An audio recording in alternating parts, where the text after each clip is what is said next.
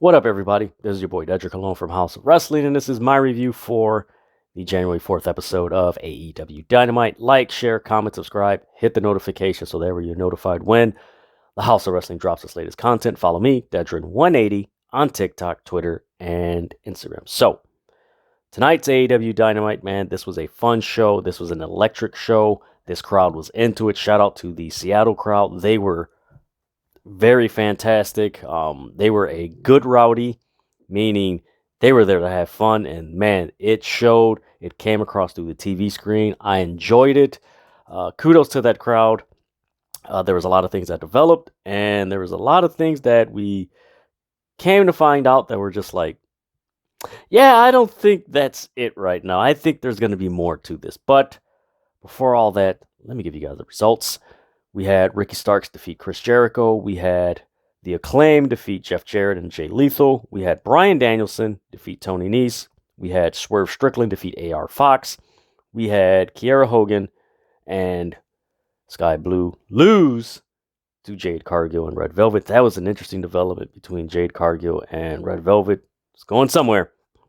And in the main event, we have a new AEW TNT champion. Darby Allin defeated Samoa Joe in his hometown, which is Seattle, which it was interesting. I didn't think he was going to do that, but after a while, I was like, you know what? I'm not surprised it happened, so we'll see where that goes.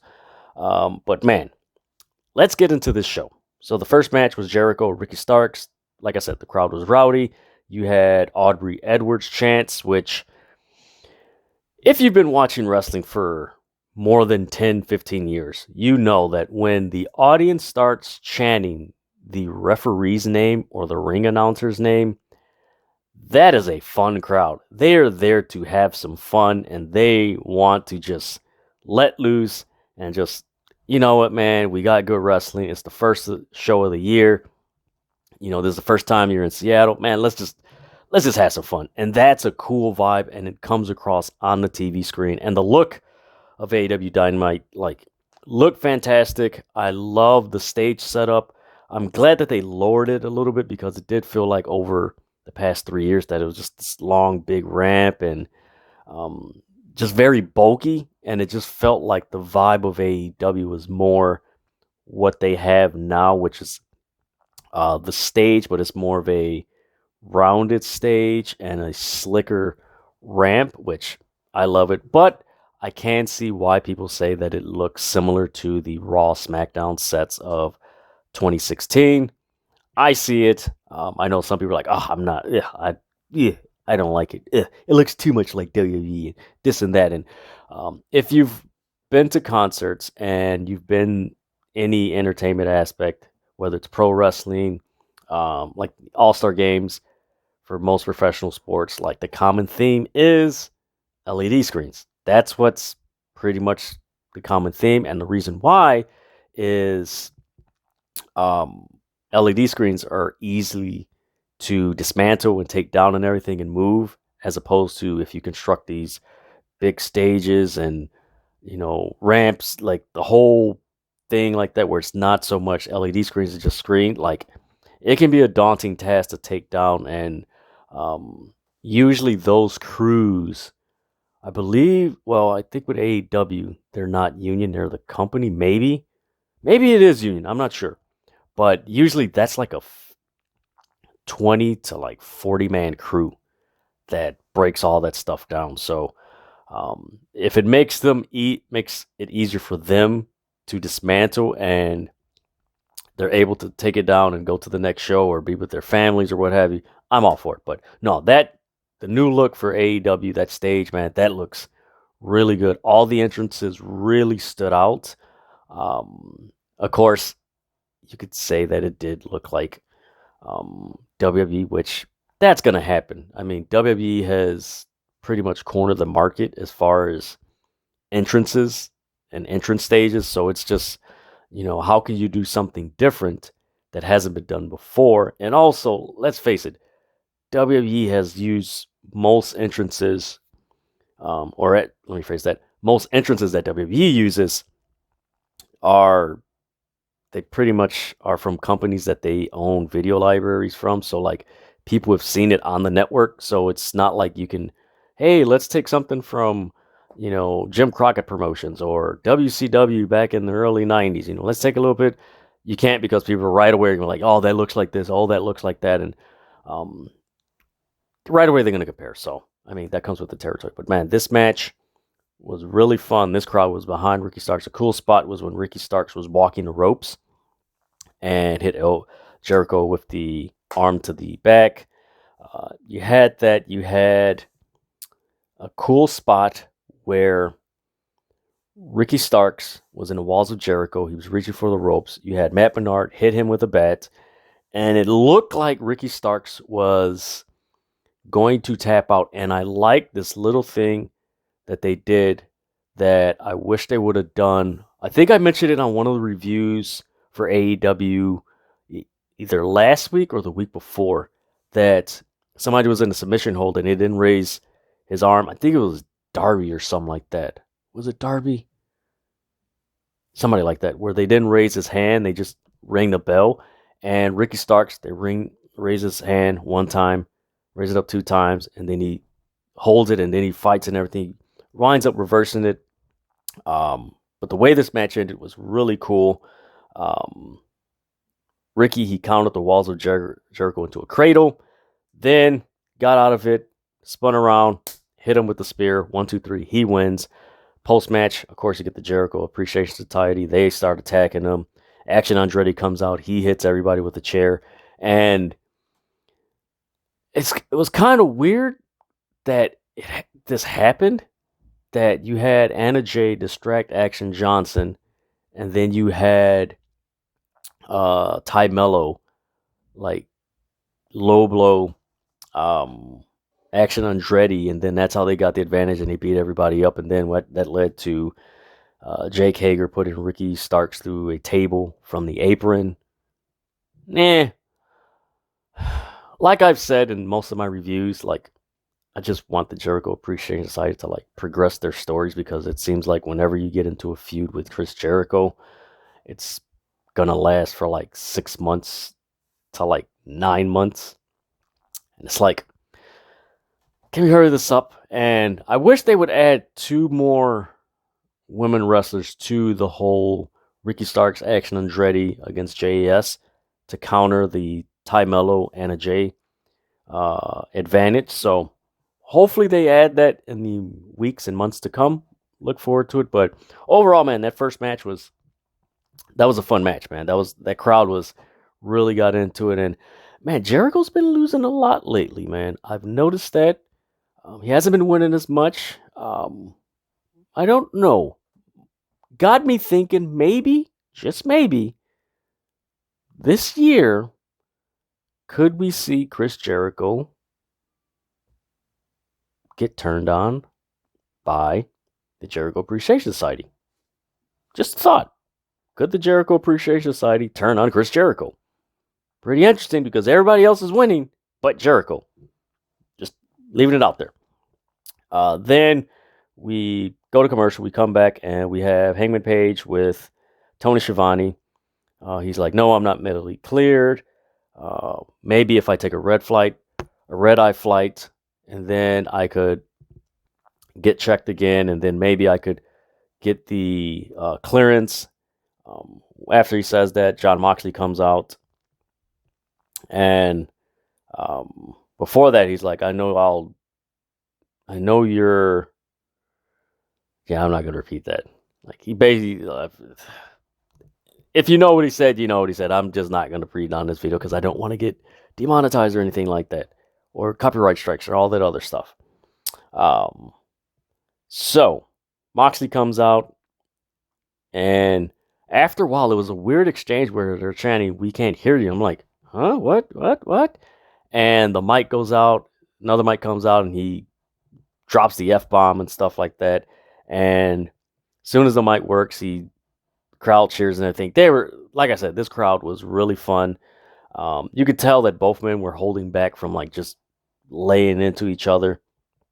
And Jon Moxley's like, yeah, you don't belong in the same ring as me. And so they're building up this whole potential matchup for next week's Dynamite in Los Angeles, where Hangman Page and Jon Moxley. Of course, later on, they announce that we're getting Moxley and Hangman Page in LA at the Forum. That should be pretty interesting. From there, we get a promo from Samoa Joe, and he's like, there's bigger dragons to slay, and he calls Darby Allin little dead boy. These promos by Samoa Joe have been very good, and he mentions that you got to pay the price for disturbing the kingdom, my kingdom. So he's building up for his match later on against Darby Allin for the TNT Championship. Then we get Jeff Jarrett, Jay Lethal versus the Acclaimed. Man, Max Caster, man. It seems like every week he raises, like, he had to be taking notes from John Cena when John Cena was Thugonomics, man, because it has that same vibe, and it's so fun, man. He dropped the Skip Bayless reference, Dixie Carter. He mentioned TNA stands for Total Nonstop the Acclaimed, or Total Nonstop Acclaimed. Then there was a bunch of Suzume Daddy chants. Then you had Jeff Jarrett smack Max Caster during the match. And man, shout out to Jeff Jarrett. Like, I know most people don't care too much for him. I don't care too much for him as a wrestler. Behind the scenes, like, he's, if you watch stories of the territories from Vice City, and you saw the one for Memphis and Andy Kaufman and Jerry Jarrett, like, I have a lot of respect for Jeff Jarrett and his family, how they did that and everything, what they've done for wrestling. But man, he's been a very good heel, a different heel, the heel that's a veteran that you're like, man, can this guy just shut the hell up? Like, he's annoying, he's arrogant, he's obnoxious, he passes the limit of, okay, I don't want you here, but you're still here. That's what he's good at. Like, you don't want him here, but he's still here. Like, okay, all right, you're here for a little bit of time. It's like, okay, you're over the time that I want to see you. Like, can you leave? And he doesn't leave. So he's been doing a really good job. So in this match, there was the Billy Gunn and the Acclaim. They mocked Jeff Jarrett. Then there was an F.U. Jarrett chant. The crowd at this point, they're still electric. Then you had Jeff Jarrett knock Max Caster off. Ref wound up throwing Billy Gunn out because of trying to attack Jay Lethal. So he's gone. Jay Lethal applies a figure 4 on, I believe it was Anthony Bowens. Then the ref throws Sanam Singh and Sunday Dutt in the back. And then the ref signals for more refs. So you have like maybe 8 to 10 refs trying to get Sanam Singh back. And as that happens, Jeff Jarrett gets the upper hand with his finishing move, and he pins Anthony Bowens, and the ref comes in, but the ref is underneath the ropes, and he can't see the rope next to him or below his feet, and Bowens has his foot on the rope, and the ref counts 1, 2, 3, and the fans are like, oh, and I'm like, oh my God, no, I don't want to see Jay Lethal and Jeff Jarrett as the AEW World Tag Team Champions. Like, no, I don't want to see that. So Aubrey Edwards comes in, and I know a lot of people give AEW flack as far as the refs and, oh, this is stupid and that whole thing, but kudos to this because it made sense, because there was at least 9 to 10 refs at ringside. Someone had to see Bowen's foot on the ropes to say, hey, you're wrong. His foot was on a rope. You got to restart this match. And they restart the match. The crowd gets a big pop. Then the match continues. It leads to Anthony Bowens get a roll-up pin. 1, 2, 3. The Acclaimed are still AEW World Tag Team Champions for another week. That's so good. I love the Acclaim, man. The Acclaimed are really entertaining and fun, and it's so cool to see the growth from when they started on AEW Dark in Jacksonville during the pandemic, and they're getting one of the loudest reactions. But a lot of people, and there was a podcast I was doing before House of Wrestling, and I mentioned, I'm like, they're going to be over because the raps that Max Caster does is pretty clever, but he's keep an eye out on him. And that was in 2021, before they just really started blowing up and everything. But pretty interesting. Now we get to a backstage segment with Jamie Hayter, Britt Baker. Now, this segment and the one I will talk about later on in this review with Saraya, Shida, and Toni Storm, they're all connected. Now, of course, we know the big speculation is that Saraya's mystery partner is Mercedes Moné, aka Sasha Banks. We saw her earlier today at Wrestle Kingdom make her debut and everything. Fantastic debut. Man, look forward to her work outside of WWE. So in this promo, Britt Baker says something that's very interesting. She's like, wow, Saraya can't find a partner. And her and Jamie Hayter are like, yeah, we're AEW originals. You're not. Keyword, keep that in mind. AEW originals. And she'll never get it, what we do and what we've done. And Britt Baker mentions in this promo, she's like, she praises Shida and Toni Storm. She's like, she has two women that are,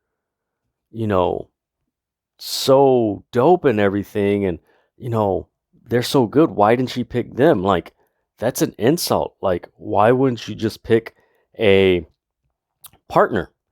And she mentions that, and she also mentions how she can't believe that she hasn't made a decision yet. And Britt Baker utters these words: I'm a boss, she's the pillar, and I'm the killer. Keyword boss. Now they're starting to subtly drop hints. Of course, later on, we find out who Saraya's partner is, but it's still, this leads to that. And this was an interesting segment because as soon as she said, I'm the boss, everyone on social media is just like, we know where this is going. We know where this is going. You don't drop that line unless something's stirring or something's around the corner. And especially considering what Mercedes Moné said at the press conference after Wrestle Kingdom, that she's going to go to different places. I might pick up pesos and all this money elsewhere. So it's just like, all right, see where this is going. So after that, we get a Jungle Boy promo, and he's talking about, Big Bill and Lee Moriarty. And next week, we're getting Hook and Jungle Boy versus Big Bill and Lee Moriarty. That should be a fun match in LA. Man, Hook is over. Jungle Boy's over. One thing I like about AEW that they've been doing lately, ever since Full Gear, is that they're booking the right guys with the right reaction in the right place. Like, it's just a fluidity where it's just like, oh man, it's just the right time and you get the nice crowd reaction. Boom, boom, boom. It's very, very strategic, and kudos to them for doing that. Then we get Bryan Danielson, Tony Nese. This was, you could say, kind of a squash match in a way.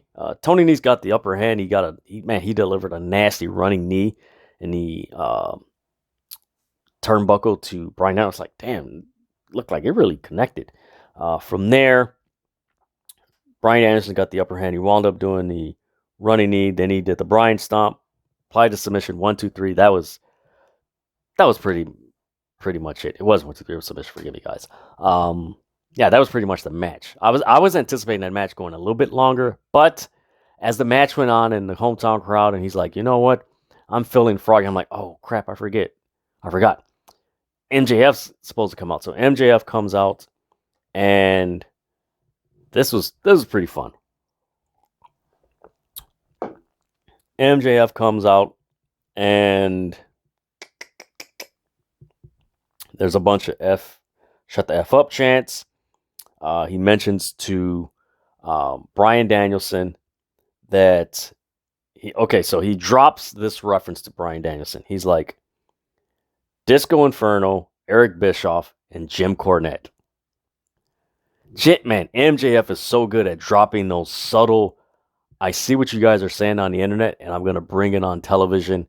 Of course, those three are highly critical of AEW Dynamite and just the programming and everything. I will say Bischoff is the least, but if you've heard Jim Cornette and Disco Inferno, like they're highly critical of AEW, which, hey, that's their prerogative. They see everything. Look, entertainment is subjective. What I may like, you may not like, and what you may not like, or what you may like, I may not like. So that's how it is. So again, that's their prerogative. But that was funny when he mentioned those names. The crowd kind of popped. It was like, oh, we see what you're doing there. So yeah, he mentions to Bryan Danielson that you have to be a number one contender, and you have to wrestle now till February 8th, and you have to win to be the number one contender. And I'll give you a shot at March 5th's AEW Revolution. So Bryan Danielson's like, you know what? I'll agree, but on this stipulation. He's like, I'll agree to your stipulation if you agree to mine. And he's like, my stipulation is I want to wrestle you in an Iron Man match. And it's like, whoa. And Bryan Danielson tells him, he's like, look, the only reason you wrestle so rarely is because you can't wrestle. You don't want to last in the ring to showcase your skills because you don't have skills. Paraphrasing and everything. So, man, we're getting Bryan Danielson and MJF potentially at Revolution, which, let me rephrase that, not potentially. We're more than likely going to get MJF and Bryan Danielson at Revolution, which that is going to be a good match. And I know a lot of people are like, well, MJF doesn't wrestle a lot. If you go back to MJF's match against Darby Allin, Full Gear 2021, that was the opening match. That was probably the best match on the card. That was a good match. And go back, see that, and like, you know what? This will be pretty interesting. So from there, we get a promo from promoting that we're going to get Kip Sabian and Orange Cassidy at Battle of the Belts. Then we get Swerve Strickland versus AR Fox. This match, I'm going to clarify this match like this. It was like a living embodiment of the Spider-Man meme where they're pointing at each other. And it's not to knock AR Fox or Swerve Strickland. It was literally watching mirror images wrestle each other. Of course, they mentioned on commentary that Swerve Strickland was trained by AR Fox. So it's like, okay, I see why the similarities are the way it is. It's pretty similar to back in the day when DDP had his rivalry with Raven, where it came out that Jake the Snake trained both men. And it's like, oh, I see it. They have similar styles. Like, oh, it makes sense. But man, there was loud Who's House, Swerve House chants. Of course, Swerve Strickland was in his hometown. He did change his theme. It's a little bit slower, which I'm like, like it has a little rock riff to it. For those of you watching, forgive me, guys. I got a little tickle in my nose, sinuses and everything. Forgive me, guys. If you see me during this review doing this. So yeah, he changed his music. It's like, damn. But man, this match, it had a lot of athleticism. There was, man, on my notes, I tried to describe or write what they were doing. Man, by athleticism in this match, man, like, Swerve Strickland is known for like doing the rolling and flips and stops and all that. And AR Fox is just as athletic. And man, just to see that, man, it was so entertaining. The crowd was into it. There was a spot where AR Fox, he dove over the rope and landed on his feet. And at the same time, Swerve landed on the apron and flipped and landed at the exact same time. And they just faced, it was like, oh man. I do got to give a shout out to commentary. Taz called, not Parker Bordeaux, but the other guy, the tattooed man. I suggested that they should call him the Henchman. Like, that's a pretty cool name for a guy his size. Like, yo, that's the Henchman. Like, that's pretty cool. But man, after a while, there's a "This is awesome" chance. Then there was a nasty spot where Swerve Strickland performed a Death Valley driver on the apron of the ring, which was like for me, I'm very sensitive to it because I've had neck issues and back issues, and it's like any bumps, like, it's like, oh, and anybody who's had back and neck issues, like when you see bumps, like you're just like, oh, like you can just sense the pain. It's just like, oh, goddamn, that hurts. Like, that's gotta hurt. But Swerve wound up doing the double stomp pin, pins him 1, 2, 3. That is pretty much it. Now we go to what I was talking about earlier, the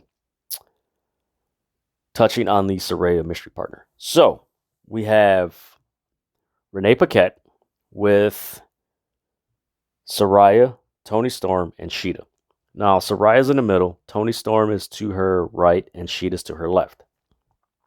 And Saraya mentions that AEW has the best women's roster around. I know people are like, no, it doesn't. It's like okay, it's a story she's telling. What's interesting about this is Renee Paquette's like, we've heard all the rumors and everything and the speculation who your mystery partner is. And Saraya just looks at Toni Storm and she's like, it's going to be Toni Storm. And you see Sheeta like, huh, what the what? Like, huh? Now, this goes back to Britt Baker's segment earlier in the show when she mentioned we're AEW originals. You know, you haven't made up your mind or anything. Like, if you look at the dynamic, Britt Baker, Jamie Hayter, and Sheeta are AEW originals. Toni Storm and Saraya come from WWE. So, are we getting a Sheeta heel turn, which kind of turns that match into a 6-woman tag, which would lead to Mercedes Moné coming out to be the third person? Or are we getting Sheeta attacking Jamie Hayter and Saraya's left with no one else but Mercedes Moné? Or is this just a swerve from Saraya to play with Britt Baker and Mercedes Moné is her partner? That's something to think about. That's the third option, which could happen, but it's going to be a lot of intrigue. I know people are going to tune in. Many people are still speculating that it's still going to be Mercedes. I know there was a report by Stephen Mollenhausen that Mercedes is going to be Saraya's mystery partner. So we shall see if that's the case, considering what's developed tonight and, of course, what will develop on Rampage and Battle of the Belts. We shall see what happens, but I'm intrigued. I've been invested. I'm looking forward to it. It's going to be fun. It's in LA, the Forum. Let's just have fun and see how this plays out. That's all I got to say. And if it's not Mercedes and she doesn't show up, not good, man. Not good. Especially with the momentum that Mercedes Moné has coming off of Wrestle Kingdom. It's like, and of course, if it is a swerve, that's a pretty clever swerve to do to still keep people thinking like, oh man, it's not her. And then, like pretty interesting, but we shall see. Then we get the Gun Club come out and they're paying respects for FTR's career after, they're losing the belts. And basically, this could have been a video. Like, this did not have to be in the ring or anything. This could have just been a quick video, 1, 2, 3. I mean, as long as they were, for the amount of time that they were in the ring, it could have been a video on, like, just boom, that's it. It is what it is, whatever. And nobody came out, nobody dissed, or they did swerve the crowd as far as FTR coming out, and they weren't there. But outside of that, I mean, this could have been a video. So we get to Kiera Hogan and Sky Blue versus Jade Cargill and Red Velvet. Now, this match started very fast-paced. Red Velvet started off, and she was very reluctant to tag Jade Cargill in, which Jade Cargill was yelling at Red Velvet. Jade Cargill had to force a tag in. Jade Cargill wound up performing a choke slam, and then Jade Cargill looks at Red Velvet, who's on there, he's like, all right, I got her. Now whoop her ass. And as she's tagging Red Velvet jumps off the apron and starts walking up the ramp, which allows Kiera Hogan to very closely cost Jade Cargill a win. Jade Cargill winds up getting the upper hand and does a pump handle kick. 1, 2, 3. She wins. And you just have the stare down between Jade Cargill and Red Velvet. You're staring at each other. It's like, okay, where's this going to go? How's it going to play out?